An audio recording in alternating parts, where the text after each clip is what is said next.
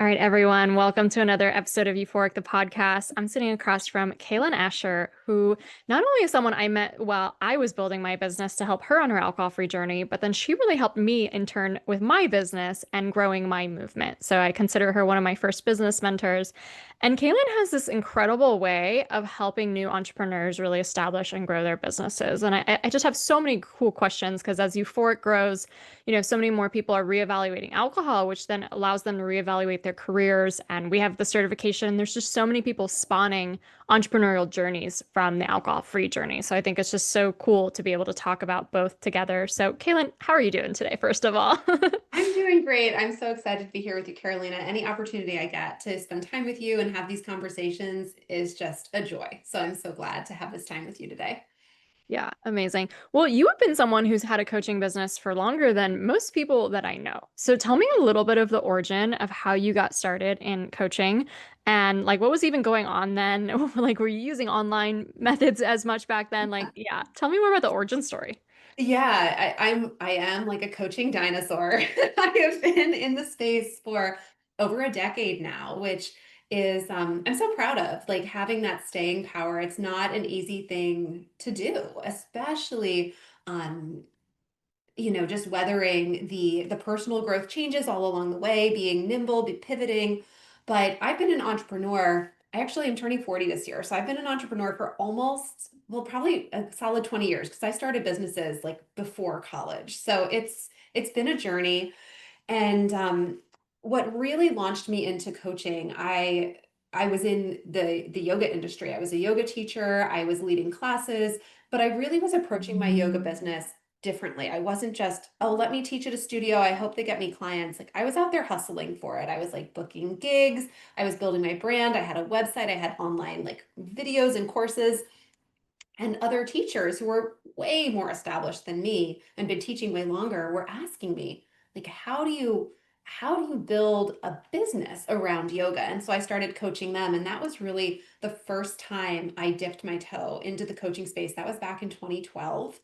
And then as I stepped into motherhood a few years later, I I felt like the season of focusing so heavily on yoga had kind of phased out, and I was excited to explore what this next iteration of my business looked like. And that's when I really started focusing on working with women who wanted to find a really beautiful work life balance or work life harmony. I started out as a one on one coach. I had a 3-day work week. I was also raising my family. So I just brought all these threads into my coaching and found my right people. And as my girls grew and my business grew and things changed, what I realized is I wanted a really spacious business. And so the one on one coaching model wasn't their best match for me at a point. And I've shifted into creating group containers for my clients.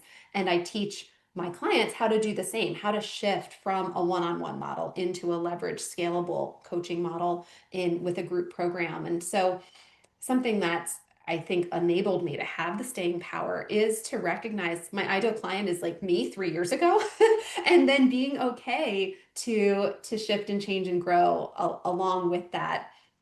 And I've been like in the online space pretty much since the beginning. It was a lot different back then. Like there wasn't, I don't even think Instagram existed yet, but it was, I think I had a blog but I started um, in the very beginning, I knew I wanted to be virtual and online because it just made sense for my lifestyle and the impact that I desired having, which, ideally would be like international. And I feel so privileged to have been able to build that over the last decade plus. Yeah, that's amazing. Like, I wish that was my story in a way, just because, I think everyone wishes they started earlier. And there's just so much to learn, obviously, the longer you're in this industry. But, best time to start is now. I'm so curious though. So you obviously help entrepreneurs, but you started when the methods might have been different. Maybe the principles are the same, but the methods were definitely different back then. And so when you're like starting with someone who's brand new into business, like they don't have an audience yet, they don't have any of that kind of stuff, how do you help them, gain that traction at first and get those first few clients, whether they're group or one-on-one or whatever the case may be, when some of those methods have kind of changed of how we establish ourselves online and how we grow? Because there's some things that I remember doing back in my first year in business that are like impossible today. Like, for example, Facebook groups were really big. And a lot of places allowed you to post in Facebook groups and post straight to your blog and articles and stuff like that. And I got a big email list right away from that. I'm like, you can't do that today. That's not allowed, right? No one's letting you post blogs in their Facebook group. So it's just, I'm curious if you've seen the same thing happen for yourself too, that some of the methods are maybe more outdated or just non-existent. And what are some of the more principle-based things that you learned along your journey to like that continue to really hold true? This is such a powerful question and one that I am always addressing with the members of my community because that's the big question. It's like, how do I build an audience? How do I build a following? And while some of the nuances and the modalities have changed specifically, like, okay, maybe Facebook groups aren't the best place for you to pour in your time and energy because you're not going to get that return like you used to. High level, what I have found consistently has worked over the years, and being creative about finding this is getting in front of other people's audiences. Because I think often when we start, we think, oh, I need to find like a client and then another client. And we're sort of setting ourselves up to try to go after a singular person at a time. And what I started from the very beginning was how can I get in front of groups of people? So whether that's in an actual room where I was speaking, or whether that was at a virtual summit or virtual conference, or speaking like this on a podcast, speaking inside other people's programs, doing collaborations like co hosting a workshop or a training, doing a joint Instagram Live or Facebook Live back in the day, like all of that high level principle of getting in front of other people's audiences is still, I think, the quickest and best way to build that audience, to develop that deep know, like, and trust that can be harder to do if you're just like posting on your own Instagram every day, hoping the algorithm's going to like pop you in front of people. So sometimes you have to pivot the way you're doing that. Like maybe something phases out, but that general principle is a really powerful one. And if you think creatively about it, there's so many opportunities for that to happen for you. And that's what I always recommend to the women in my community, whether they're an emerging coach and brand new or whether they're established. Like we always have to be thinking about how to cultivate our own community and our own email list. Yeah, that's brilliant. I'm so glad you said that because that's one of the principles that I really stand behind too. And borrowing audiences is what I call it. And that is why, like, how I grew the way I grew. Like I've been on over 300 podcasts. Like, that's Amazing. so many people's audiences. And at the same time, like you maybe are starting smaller or it's hard to like beat that algorithm and how do you get out there? But what I love about it too is that like people love the people they already love, like that they're following or the podcast they're listening to or the group that they're into. So when you kind of come in as a guest, it's already like this really beautiful, like the person bringing you in is like, I respect this person. I look up to this person or I believe in what they're sharing, what they're talking about. So it's like the trust buy-in is so much quicker than if you really were just a stranger on the internet. So I think that that method works like really effectively. I'm super curious when someone comes to you and they're like, Cailen, I don't want to do social media. How do you go move past that challenge? And what do you see other methods for people to grow? And do you think that that is a huge block, or do you think that there's ways to build a really successful coaching business without social media? Yeah, I mean, a lot of my clients say that, and I think it's because they burned themselves out posting constantly, thinking that that is like the magic secret sauce that's going to build this massive audience for them. And they're frustrated because they've been doing this with some consistency for some time and not seeing that huge payoff instead of leveraging a more powerful strategy like the one we were just talking about, getting in front of other people's audiences. What I think about social media is I do think it's important to have a presence on the platform where your ideal clients hang out the most. So, my ideal clients, they're on Instagram. So, I make sure that there's something fresh on Instagram, a new post at least like once a week ish. I don't have a ton, to be honest, right now, I don't have a ton of strategy behind it. I don't overthink it. It's often sort of off the cuff in the moment. I snap a picture and I'm like, oh, I'll share this. This is on my heart to say. I'll share in my stories. Because if someone goes to Instagram, if they've heard me on your podcast and they're like, before I, really get into her world, I'm gonna like see around a little bit. I don't want them to arrive there and see that I haven't posted anything in 3 months. And they're like, oh, does she really have this business? Is this really working for her?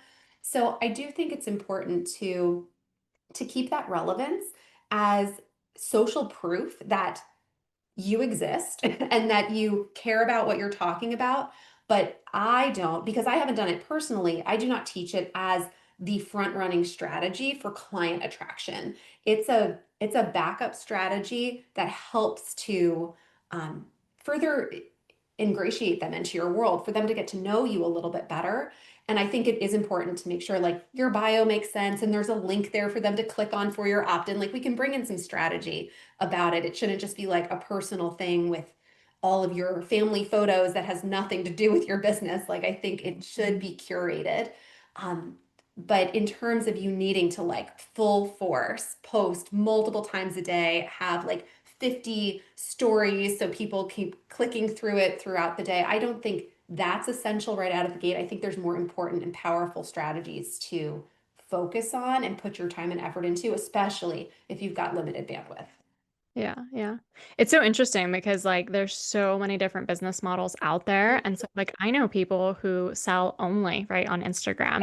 And Yeah. I'm a mix between both the social media and I'm really strong on my email list. So that's very important to me. But I know people who don't even have an email list and they just sell in their stories and stuff like that. It kind of almost gives me the like I'm really terrified by that. right, right. But it works so well for them. And then there's like the opposite. There's people who are like, I don't even want to touch social media because of like whether it's the stigma of like putting all of your attention into it or just not feeling like it works.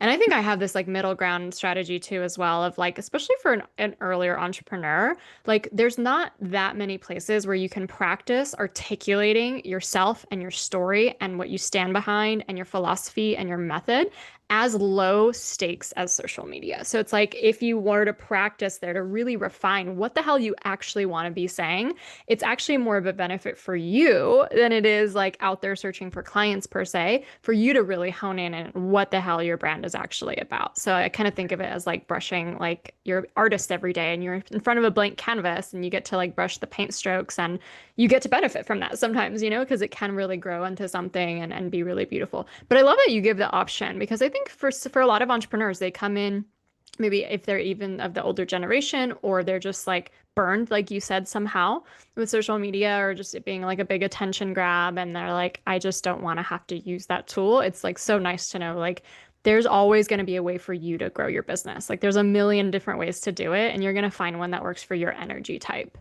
Yeah, I think that's so important to always evaluate like, is this a match for me? Like, am I going to be able to show up for this consistently? Because I know for me, at least right now in this season of life, I don't have the bandwidth to like make Instagram my top priority of like getting reels and posts and everything queued up every single day and having real strategy behind all of it.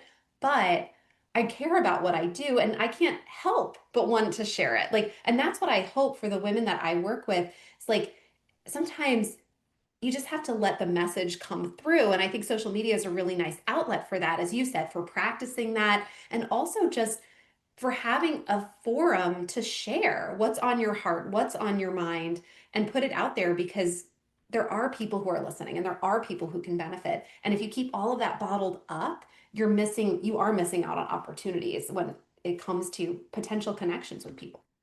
Yeah, yeah, absolutely. So what do you find as like your top strategies as you're in this phase of your business, like what to, attract leads, attract clients? Yeah, so ours is twofold. We have a mix of organic marketing strategies and at this point also paid marketing strategies. For the first 7, 8 years of my business, everything was organic marketing. It was all about, like I said, getting in front of other people's audiences. I did myself have a Facebook group. We built that up to multiple thousands of people. I was doing guest posting and guest, teaching and all of these things. And I still do many of them, but we got to a point, we hit those low six figures. I really wanted to see that growth, and I did have capital at that point to invest.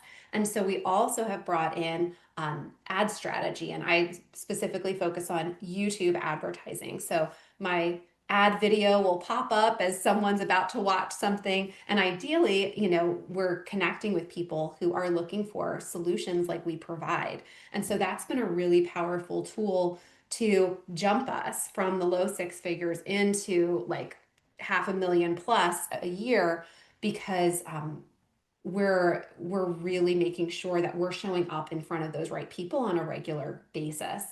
Now, at the beginning, I don't recommend pouring a ton of money and time and energy into ads because you haven't refined your offer, you haven't refined your message. But once you know you have something that sells, once you've hit certain revenue milestones, I think it does make sense for some businesses and some people who feel like they have the capacity for that to explore paid advertising, because it can help you make those jumps that you might feel a little bottlenecked around otherwise. Yeah, yeah. I'm definitely team ads. Like you can either spend a lot of time or money, and I sometimes would rather just, go quicker, Yeah, right? And it feels like you have absolutely. more power sometimes too. It's just like, okay, I know I can make this work, and, start a funnel or some strategy behind it of like a journey that you're leading people through. I'm curious what you find as some of the best ways to grow an email list, because again, things have changed in online marketing. And, back in 2018, it might have been perfectly fine to post a picture and say, new blog, go to the link in bio and read it. And now nobody is going to read your blog. No one's going to get your freebie, right? So, watching just like really new entrepreneurs with zero people on their email list who aren't maybe ready for an ad strategy yet, how the heck can they grow that? Yeah, I mean, I think in the beginning, and this goes back to kind of what we were saying before, seeking out those opportunities to show up as the expert that you are. And ideally, on that platform, you're going to be able to invite people into your world, and having an irresistible freebie that people absolutely want to sign up for. I mean, that's a really powerful invitation. If they just listen to you talk for a half hour, 60 minutes on a podcast all about this thing, and then you say, "Hey, I have this powerful tool I created. It's completely free. Go here, grab it." A portion of those people are going to do that. And then once they're on your list, we also want to talk about like nurturing them and showing up for them. But on the front end, it's really about inviting people into your world. And that's something that I remember being really naive about. And I see that echoed sometimes in the clients that come into our world, is they're like building these things. They're like, I built my website and I created this freebie and I have my opt-in page, and my lead magnet looks amazing. I did it on Canva. And then they're like, where are my people? I'm like, well, you've got to invite them in. Like, your business is like a party, and you could have the most amazing party with the most delicious catering and like great music and cool people. But letting, if you're not sending out invitations and letting people know how they can show up, they're not going to come knocking down your door. And that was something that I really had to like come around to, in especially in the early days of my business, of being pleasantly persistent and inviting people in again and again and again, because sometimes they need to hear from you multiple times before they're ready to enter your world, even for a free offer. And so I think the more opportunities you seek out to speak about what you offer and who you help and how you help them, and then give them a next step they can take into your world, getting that free offer, free training, or whatever it is that you've created. That's, I mean, essentially what I've done. I remember, I think my email list, I started building it back in like, I think 2012. And I started just like reaching out to friends and family. Like, and I think I sent my newsletter through Gmail. Like, it wasn't even on a platform. It just was like, if you want me to stop emailing you, let me know. Like, that was my unsubscribe. And there was like 50 people on it. But you have to start somewhere and realize, like, I started from scratch. You started from scratch. Like, everybody starts from zero for the most part. And so also don't make yourself wrong or feel bad. Like, if you have a small following on Instagram or a small email list. Some people are like, "Oh, well, I only have," and they always have such a specific number. "I only have 117 people on my email list." I'm like, okay, that's awesome. Like if you had 117 people in a room, that's a lot of freaking people. That would be a huge party. Like let's first of all celebrate how far you've come and then also look at strategies to take this to the next level. And so I think honoring the work we've done to get to where we are and celebrating how far we've already come is a really important piece of the puzzle too. Yeah, I love like picturing it as a room. Like that just Mhm. makes you feel so much more powerful and just like, wow, like this is a big deal. These are souls we're talking about, right? They're not like numbers somewhere filed away in some dashboard. These are souls that you're connecting with. And I think that's a really beautiful reminder too. So this kind of like comes from this last question that you kind of started hinting about, but I think there's also this fine line between what we would call like broadcast marketing, where it's like very much a message that's going out on your email list or social media or podcast, where it's not maybe specific to any one person. You're kind of sharing and airing this message versus the direct relationships that you can build. And I do see that the bigger a company grows, the more that they can rely on more of that bigger picture broadcast marketing. But the smaller you are and the more that you're just starting, you need to be building those direct relationships. And sometimes even like I forget that and I'm like, "Oh, we're still in the relationship game. Like this is a people business to begin with." And especially for my more higher ticket offers and stuff like that, like it's all about relationship building. Like I haven't graduated from talking to people one on one, right? You know what I mean? So what do you think that like balance looks like? And I know a lot of people feel especially really nervous about that. Like I don't want to bug people. Like how do I know if I can start like a DM or email or something like that? How do I follow up? Like if say they weren't interested before, like what do you think is the motivating etiquette around it, but also the thing that's actually going to move the needle? And how would you go about building relationships as you're starting? Oh, that's such a great question. And I love that we're talking about this because there's a lot of stigma around this. When I talk to the women in my community, when I come on podcasts and speak about it, it's like, oh, well, I don't want to bother people and they're so busy. And what if they're not interested? And what I like to remind people of is to reflect on their own behavior, how they would receive a personal outreach or a personal touch point from someone. They're not gonna, like, scream at them. They're not gonna say, "I hate you, leave me alone." Like, they're not gonna be like, "You suck and your business is horrible." Like, they're not going to be cruel. The worst thing that's gonna happen is they're not gonna respond. Like, that's the worst thing. And what I remember back in my yoga days, and I was at this point just a yoga student, just going to class with my favorite teacher. I was in my early 20s. I just like it felt magical being in her world. She had her teacher training coming up and I had no money. Like I'm in my early 20s. Her teacher training was quite a bit more expensive than the ones you could find like at the bigger companies, but I just wanted to work with her so desperately. And I'm like, oh, I don't know if I can swing this. I don't know what this would look like. This is like it was like a 9 month commitment, like every other weekend. I was newly married, and it just felt like impossible. I was ready to shut it down. And at the end of class one day, she out of the whole room of like 30 people, she looked at me and she slid the brochure over on the ground. She's like, "Cailen, think about this." And I was like, it's a sign. I'm in. I'm going. Like, she invited me personally. Yes, this is it. And I reflect on that so much. And I've told that story so many times because her invitation, her personal recognition of me as an individual and her seeing something in me meant everything because I admired and respected her so much. And not to say that every single person that we extend our hand to is going to take it and appreciate it in that way, but the right people will. And if we don't do that, we are missing out on so many opportunities, and they're missing out on opportunities as well. And so I think it's really important. And we still do this. Like I create personal videos sometimes for people that my sales team have talked to. And my sales team, they're adorable. Like they fall in love with these women. They're like, she would be so perfect. And this is why she's amazing. And I'll just record like a little 60-second video. Usually my hair's a mess and I'm not wearing any makeup. Like it's very casual.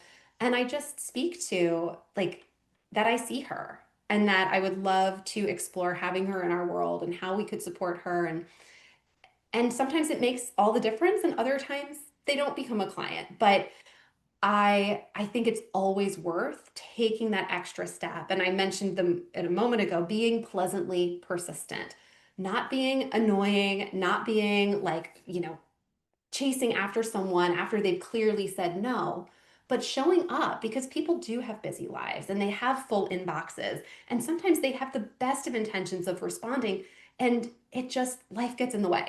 And so if you pop back up top of mind in their DMs, in their email, with a little audio message, with a video, it can be the very thing that gets them to that point of yes.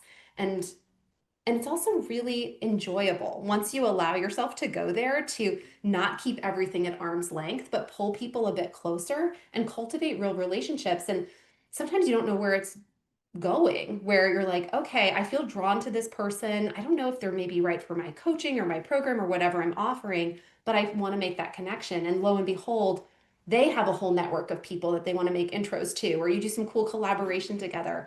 So I think always leaning into that instinct to reach out and have that human touch, it goes such a long way.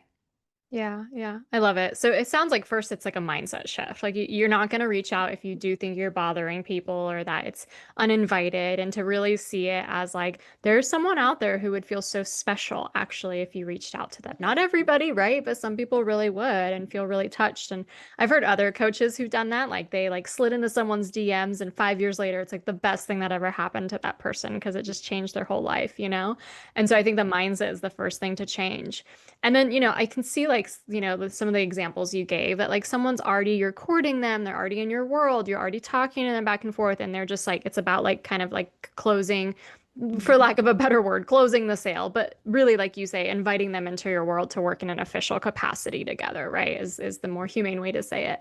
But I'm curious how you would even start building relationships, like when you're in the more online space and you have like the 100 people on your email list and maybe 200 followers. Like, where are those little touch points that people can go in well before it's even about the sales conversation? Because I think that's where people are like stuck. Like, do I just DM everyone who follows me? Or like, how would I even start the relationship in the first place? And where do you see like the ability to have that permission to say like, well, yes, you rose your hand, you opted in for this, like you're interested. So now let me like talk to you because I want to. Yeah, it's true, right? Like once those leads are a little warmer, it does feel like we have deeper permission to go in and say hi and talk to them. In the beginning, what I always like remind myself of is I'm not going in for the sale, because when we think that the first connection point has to convince or convert them into a client, it is so much freaking pressure and it shuts us down.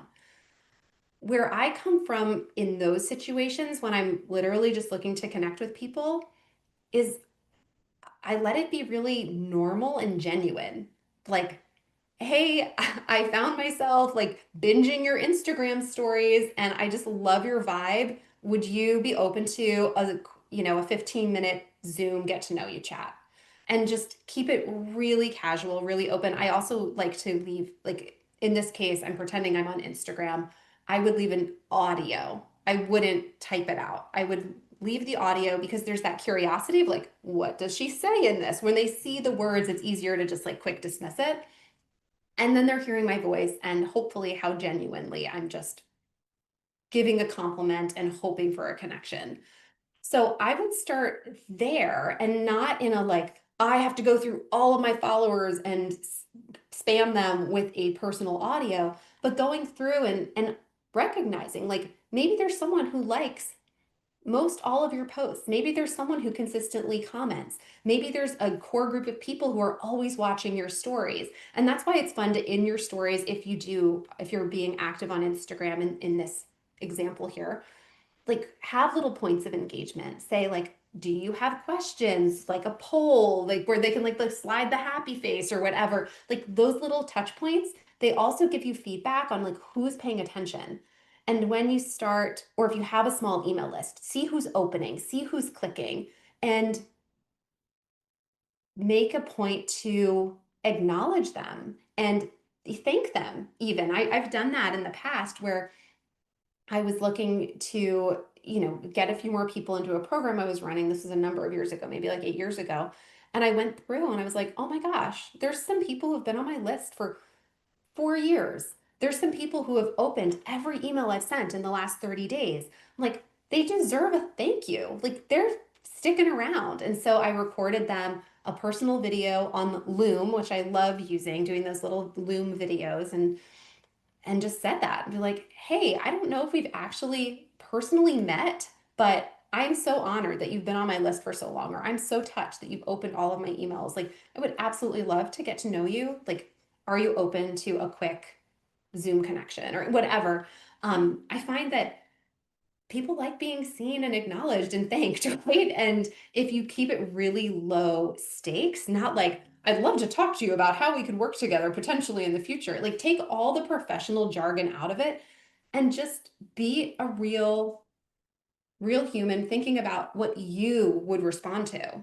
What would you like? What would get you to answer back or say yes to a connection call? What would that message need to look like? And and don't make it more than it needs to be, because it's not a sales conversation right out of the gate. It's purely connection. But that can really plant the seed for sales down the road. Not 100% of the time, but it can really like bring in some amazing clients into your business if this is a consistent practice of like every week I'm going to acknowledge 5 people. It can be really, really powerful. Yeah, yeah. And what I love about that is how manageable it is, especially when you are starting and you are an emerging entrepreneur. Because once you get to maybe like you are my level, it might be like a little bit of like a where do I even start? Like lots of people open this email or click this link or something. But when you notice that you get 4 likes on a post and the 3 are always your best friends, but the one is someone you haven't ever connected with and they keep liking stuff, like it's really easy to see, at that point of like, oh, okay, from when I'm starting small, it's actually easier to build a more engaged community because it's so much more easier to, you don't have to mine the data so much. It's just obvious to you who's kind of paying attention.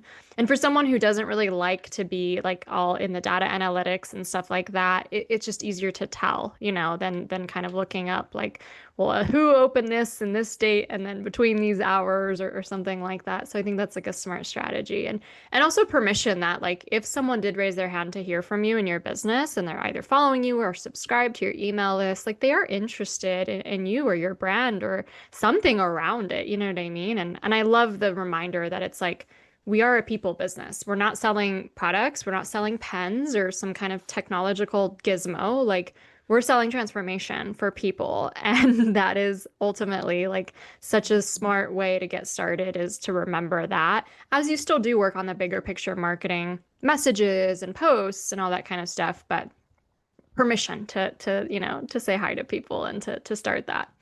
Okay, let's like switch topics a little bit. So, you have an interesting story because like I was the person who went alcohol free and then it dawned on me that I could launch a business and change my whole life and like just live, this incredible different reality. And you started questioning your relationship with alcohol as you were already growing as an entrepreneur. So I'm so curious like how you came around that kind of decision and then also how did that change both your life and your business?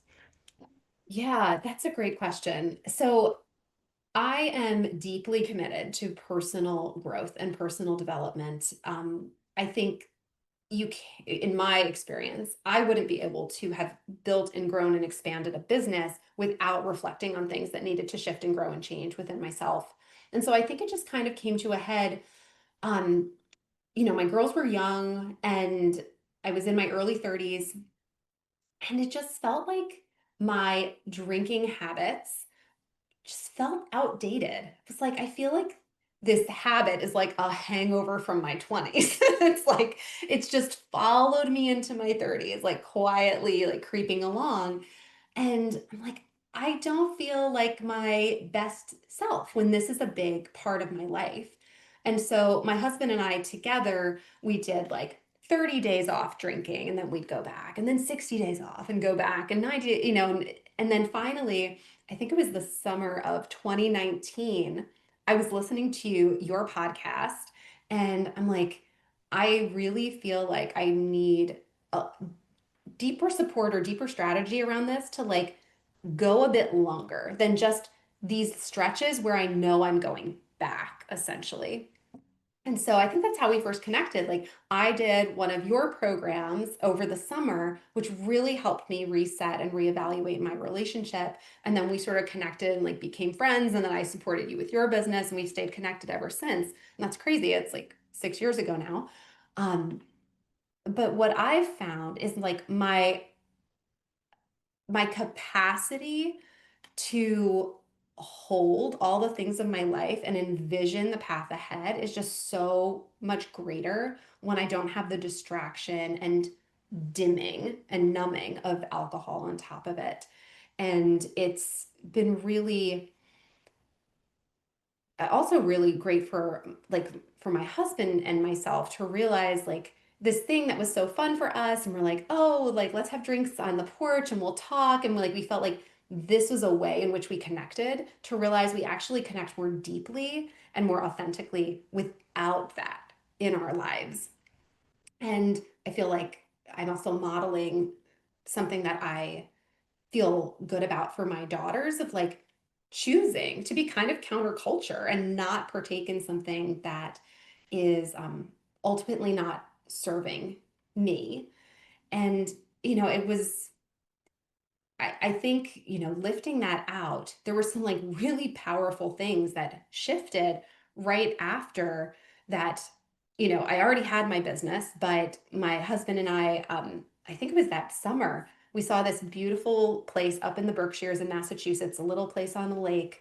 And we're like, could we swing this? Could we get a vacation property? And like, that would have been something we talked about over drinks. And then the next day we'd be like, what the hell were we talking about? Like, that was stupid. But we're like, oh, we can really make this happen. Like if we rented on Airbnb, we could have this place. And we just got back. We were up there for 3 weeks and it was so beautiful to have this. And I don't think that would have happened had we had like the high highs of like the connection during alcohol, but then the lows after when you're hungover and not feeling good. Even if it's not like a strong hangover, it's just kind of like this low level, like ughness. And with my business, I mean, as I stepped into that, I started building, you know, my team, and I felt like I really had a vision for the long-term future. I felt confident to start investing in advertising and these things that jumped us forward and multiplied our revenue.